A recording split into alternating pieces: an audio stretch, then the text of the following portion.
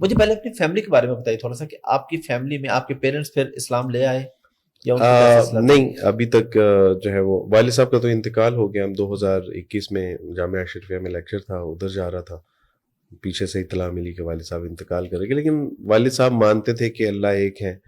مسیح علیہ السلام کو وہ اس حد تک آگے تھے، وہ کہتے تھے کہ وہ خدا کا بیٹا نہیں ہے، نہ وہ خدا ہے، مسیح ہے. لیکن باقاعدہ طور پہ انہوں نے نبی علیہ الصلوۃ والسلام کی نبوت کا، اللہ سبحانہ تعالیٰ کی الوہیت کا، یعنی اقرار باللسان جسے کہتے ہیں، وہ نہیں کیا تھا. ان کو باقی ان کا معاملہ اللہ کے اور باقی سپرد ہے. جو آپ کے بہن بھائی ہیں؟ میرے ایک بھائی نے اسلام قبول کر لیا. خاندان کے تقریباً کوئی 18 کے قریب دیگر لوگوں نے اسلام قبول کر لیا. اور اس کے علاوہ جو دعوت و تبلیغ کے ضمن میں اللہ سبحانہ و تعالیٰ نے آج تک 6000 لوگوں کو اسلام قبول کرنے کا ذریعہ بنایا، جو میں سمجھتا ہوں کہ اللہ سبحانہ و تعالیٰ کا فضل ہے. اور یہ میں اس کو کبھی بھی اپنے لیے باعث خوشی اس لیے نہیں سمجھتا کہ احمد بھائی ابھی پوری دنیا کے 4.25 ارب لوگ باقی ہیں جن تک میں نے اور آپ نے، ہم سب نے اسلام کا پیغام پہنچانا ہے. اور اگر ہم نے یہ نہ کیا تو روز حشر والے دن ان کے ہاتھ ہوں گے اور ہمارے گریبان ہوں گے. لیکن پھر بھی ماشاءاللہ جتنے ہو گئے ہیں وہ بھی بہرحال، کیونکہ یہ میرے اللہ کا فضل ہے. ایک انسان بھی اگر جہنم کی آگ سے بچ کے جنت میں جانے والا بن جاتا ہے تو یہ بہت بڑی اس پہ فضیلت ہے کہ ہمیں بتایا گیا.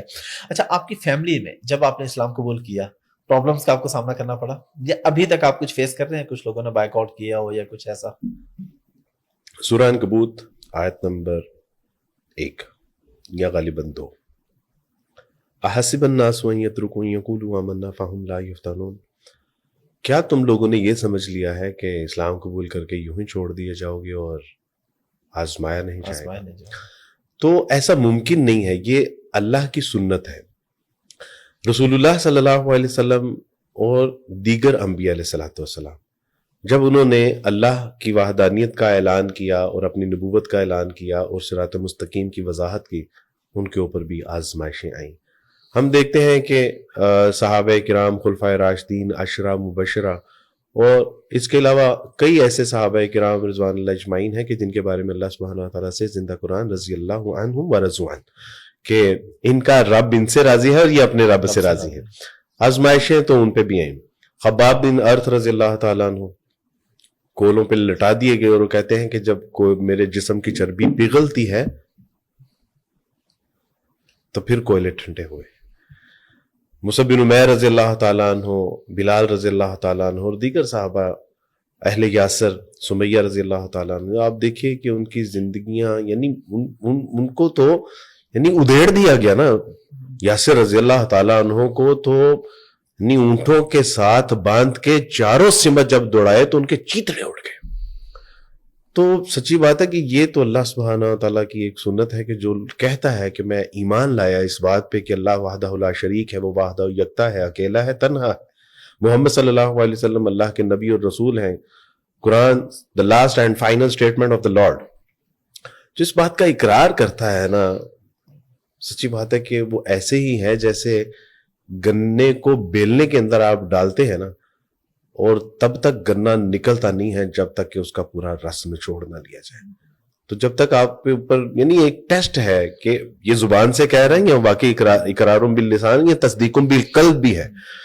تو یعنی آپ دیکھیے کہ بلال، میں حیران تھا کہ بلال کے پاس وہ کون سے ایسا فلسفہ تھا یا انہوں نے کون سی فلسفی پڑھی تھی یا وہ رسول اللہ صلی اللہ علیہ وسلم کی کون سی سیرت کی کتب سے آشنا تھے یا توحید کے کہ وہ کون سے اسرار و رموز سے جو ہے وہ واقف تھے کہ جس کے اوپر وہ اڑ گئے. وہ ان کے بارے میں آتا ہے کہ بلال ابن غلام، بلال بھی غلام تھے، ان کے والد بھی غلام تھے اور وہ بھی کہیں سے غلام ہی چلتے، حبشہ سے چلتے آ رہے تھے. اور جب ان کو پتہ چلا کہ اس محمد نے صلی اللہ علیہ وسلم کہ جو محمد جب میری طرف کبھی کبھی دیکھتے تھے تو تبسم کیے بغیر وہ یعنی ان کا چہرہ مڑتا نہیں تھا جب تک وہ تبسم نہ کر لیتے، تو کہنے لگے کہ وہ چہرہ میرے جب چشم تصور میں آتا تھا تو میں کہتا تھا وہ شخص جھوٹا نہیں ہے.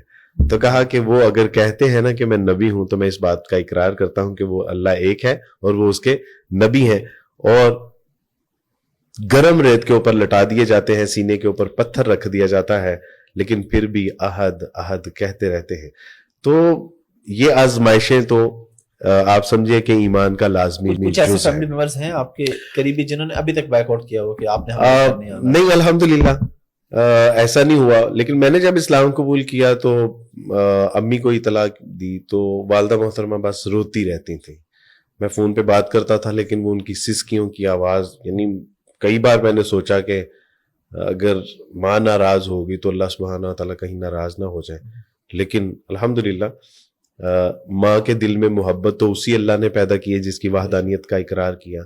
ماں کی جو ہے وہ محبت, شفقت, اس کی ممتا, اس کی پرورش, اس نے جو میرے اوپر اپنی زندگی انویسٹ کی, یہ کس کی تھی؟ یہ اللہ کی دی ہوئی زندگی تھی. تو اگر اس کے یعنی اس کے مالک کے ساتھ ہی میں بغاوت کر دوں تو یہ زیادتی. کئی بار خیال آیا, والد صاحب فون پہ بات کرتے تھے, ہاں کرتے تھے. میں دبئی سے پاکستان آیا تو ہاں ایئرپورٹ پہ کوئی نہیں تھا, اور گھر آیا تو والد صاحب نے گیٹ کے اوپر ہی کہا کہ گیٹ آؤٹ فرام ہیئر.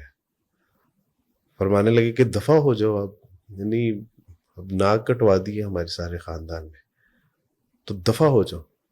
پیچھے اماں کھڑی تھی تو اماں نے کہا کہ بیٹا دور سے آیا ہے تو آپ بیٹھ کے بات کیجئے اسے. تو اندر گئے تو والد صاحب نے خوب برا بلا کہا, گالم گلوچ نکالے. خاموشی سے سنتا رہا. میں نے کہا کہ ابا میں نے اپنی آخرت کا فیصلہ کیا ہے, میں آپ سے وعدہ کرتا ہوں اور قسم کھاتا ہوں کہ آپ کی پہلے سے زیادہ عزت ہوگی, زیادہ احترام ہوگا, کیونکہ اسلام اس کا حکم دیتا ہے. پہلے تو ہمیں پتہ ہی نہیں تھا. تو الحمدللہ والد صاحب تھوڑے نرم ہوئے, اماں نے روٹی شوٹی دی اور اس کے بعد تھوڑا معاملہ نارملائز ہوا. بہنیں ناراض ہو گئیں. انہوں نے کہا کہ ہم چاہیں بھی تو تم سے نہیں مل سکتی کیونکہ ہم سسرال والیاں ہیں اور ہم نے سسرال میں بھی اپنی فیس سیونگ رکھنی ہے. بھائی ناراض ہو گئے. انہوں نے کہا کہ بھائی جو بھائیوں کے بازو ہوتے ہیں, انہوں نے کہا کہ چونکہ تم نے مسیح علیہ الصلوۃ والسلام کے ساتھ بغاوت کی ہے لہٰذا اس بات پہ کوئی کمپرومائز نہیں ہے. یعنی ایک وقت ایسا تھا, میں یعنی آپ سے کہوں, اگر یہ کہوں کہ زمین کے اوپر میں اور میری 2 ٹانگیں تھیں تو یہ اس میں کوئی بعید نہیں تھی. ایک وقت ایسا آیا کہ میں نے پیچھے مڑ کے دیکھا تو نہ والدین تھے, نہ بہن بھائی تھے, نہ عزیز و اقربا تھے, نہ مسیحی دوست تھے. لیکن آگے دیکھتا تھا تو اللہ تھے, رسول اللہ تھے, کتاب اللہ تھی, اور امت مسلمہ کے بہترین لوگ آپ جیسے آج جو میرے بھائی ہیں, میرے دست و بازو ہیں, میرے دوست ہیں. تو الحمدللہ ہوا یہ. بلکہ میں اپنے نوجوانوں کے لیے ایک اہم پیغام ہے وہ بھی بتا دینا چاہتا ہوں کہ جب اللہ کی راہ میں آپ کسی چیز کو چھوڑتے ہیں تو وہ آپ کو عطا کیا کرتا ہے. میری فیانسی تھی, کچھ مہینوں بعد میری شادی بھی ہونے والی تھی. تو مجھے یہ تھا کہ وہ بچپن کی محبت ہے اور ان کو تو بتاؤں گا تو یہ تو میری فریکوینسی سمجھتی ہیں اور میچ کرتی ہے, تو یہ تو کوئی مسئلے نہیں. جب میں نے یہ ڈیسائیڈ کر لیا کہ میں نے اسلام قبول کرنا ہے تو میں نے ان کو بتایا کہ there is no God but Allah subhanahu wa ta'ala, Muhammad sallallahu alaihi wasallam, the last and final messenger, and Kitabullah is the divine guidance from the Allah subhanahu wa ta'ala. تو مجھے امید ہے کہ آپ بھی میرے ساتھ اسلام قبول کریں گے. اب بچپن کی محبت ہے, لڑ جھگڑ کے جو ہے وہ رشتے ہوئے, منگنیاں ہوئیں اور مرنے مرانے تک آ گئی. یعنی وہ لڑکی تھی کہ جن کے بارے میں نے امی سے کہا کہ اماں جان پھوپھو کی بیٹی کے ساتھ شادی کرنی, تو اماں نے کہا پھوپھو نہیں, ماموں کی بیٹی کے ساتھ کرنا ہے. تو میں نے کہا کہ اچھا, بعد میں نہ کہیے کہ بیٹے نے خودکشی سے پہلے بتایا نہیں تھا. تو امی کہتی اچھا معاملہ اینا سنجیدہ ہے. تو میں نے کہا جی. تو امی نے کہا کہ ادھر ہی ہوگا. میں نے کہا ابو نہیں مانو تو ابو کی ایسی کی تیسی. تو ابھی وین آئی واز کرسچن تو ایسا معاملہ, منگنی ہو گئی, شادی ہونے والی تھی. تو فرمانے لگی کہ آپ کے پاس صرف ایک ہی آپشن ہے, میں یا اسلام. کافی حیرانگی بھی ہوئی, بچپن کی محبت تھی.